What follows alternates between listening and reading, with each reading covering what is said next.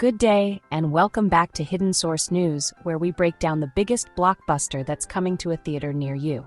As always, please hit that subscribe button to help us grow. Today, we're taking a first look at the upcoming Avatar, Fire and Ash, the highly anticipated next chapter in James Cameron's legendary sci-fi universe. This film has already created huge waves thanks to early screenings and behind-the-scenes buzz. While we're keeping things completely spoiler-free, there's plenty to talk about when it comes to my reactions, visuals, and overall excitement for this film.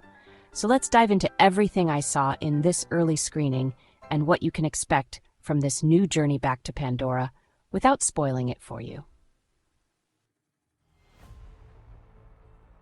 Avatar, Fire and Ash continues the Sully family's story as they face new emotional challenges and an even more intense conflict brewing across Pandora with the introduction of a new terrifying enemy.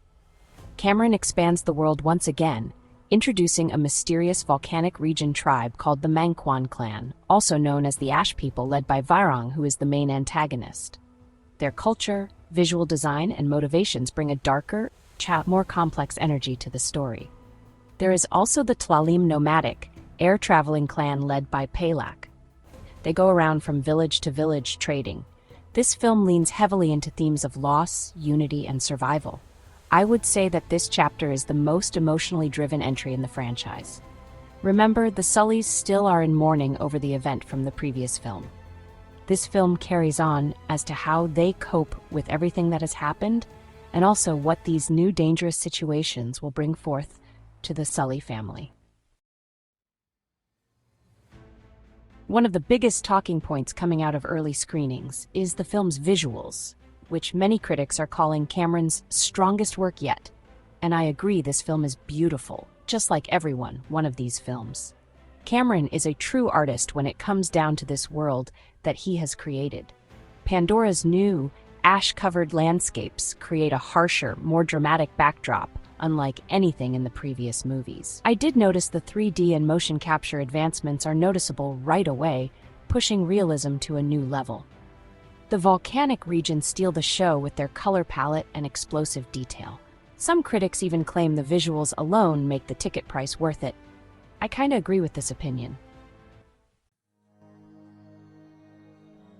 Character development in this film is great, especially the emotional arcs tied to the Sully family. I gotta tell you, I was really invested in this film, following this poor family going from one thing into another. It makes me feel that James Cameron doesn't really like the Sullys. He should make a sequel where the Sullys go on vacation or something.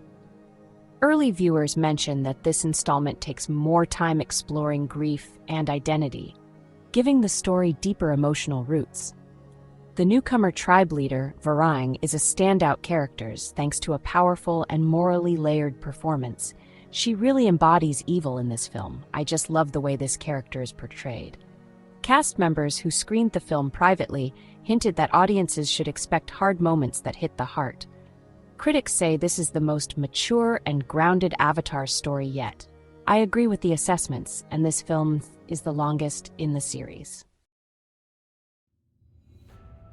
Reactions from big-name filmmakers have also boosted excitement for Fire and Ash. Guillermo del Toro called the film a stunning achievement and praised its ambition and emotional storytelling. Industry insiders say Cameron has delivered something bold, even by his standards.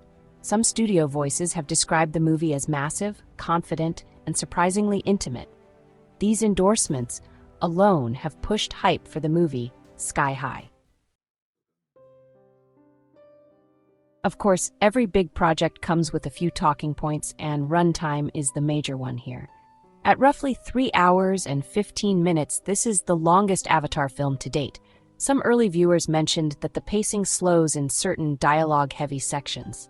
However, many argue that the emotional weight and expanded world-building justify the length. Most reactions suggest the movie earns its runtime by the end. General audiences who caught early preview showings have expressed overwhelmingly positive feedback as well. Many commented on how immersive the Ash people storyline feels and how naturally it blends into Pandora's existing cultures.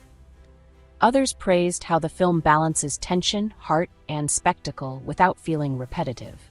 Viewers say this chapter brings something fresh while still honoring what made the series iconic.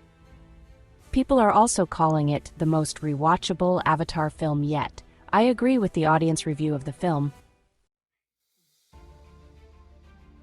Overall, Avatar: Fire and Ash is shaping up to be a massive cinematic moment and possibly the strongest entry in the franchise so far. With breathtaking visuals, deeper emotional storytelling, and an exciting expansion of Pandora's lore, it looks like James Cameron has once again delivered something special. Critics and early moviegoers are united in saying that this film will surprise audiences in the best way. If you're a fan of epic world-building and heartfelt sci-fi storytelling in this movie franchise, this one should be at the top of your watch list. Overall, with the stunning visuals in this movie, the story, I absolutely loved it, and I give this movie a 9 out of 10. I simply love this movie.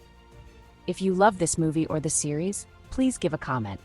As always, please hit that like button and subscribe to the channel. Hope you all enjoy the new trip to Pandora as much as I did. I will rewatch this movie once it is released. Have a great day, and I'll see you all again in the next movie review. Be well.